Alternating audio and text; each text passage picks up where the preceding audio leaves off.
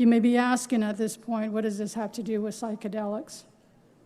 It is simple. The analogy of turning of the soil is a metaphor to explain the changes we are experiencing in this linear time, just like the unearthing of the soil. We, my brothers and sisters, are in that great time of change. Like the soil, we have been unearthing our own shadows and truths for ourselves and the greater collective. Shadow work is a process of making the unconscious conscious and the unacceptable acceptable. At the core of the shadow work is a truth, our inner truths that we hide from others and from ourselves. It is as if we are being turned inside out.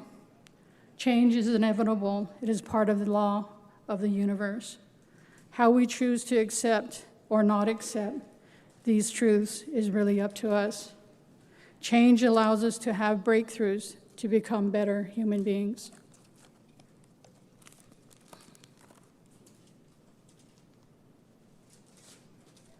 In my culture, the cycles of life teach us that we have 4 bodies: the spiritual, the mental, the emotional, and the physical bodies.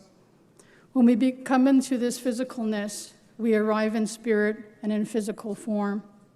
We come to the physicalness of life with innate gifts, and we go through the life as infants to adolescence, adulthood, and elderlyhood.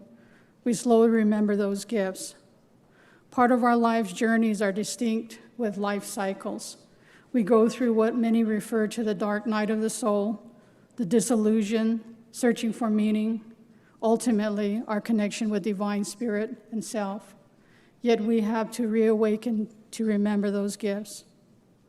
In my own experience with the sacred plant medicines that have helped me to awaken to my divine self, to remember the lineages of my ancestors, my life experiences, and ultimately the oneness of life. As Indigenous people, we have a special relationship with our plant relatives, what in Western science calls psychedelics, entheogens, drugs.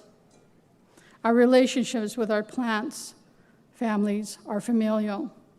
They are our elders, our mothers, our fathers, even grandmothers and grandfathers, as well as teachers. Instead of calling them psychedelics, I refer to them as sacred medicines. For instance, I refer to ayahuasca as Shamasana Azeh, which means grandmother medicine, grandmother ayahuasca. It is a relationship of which we call a Navajo family.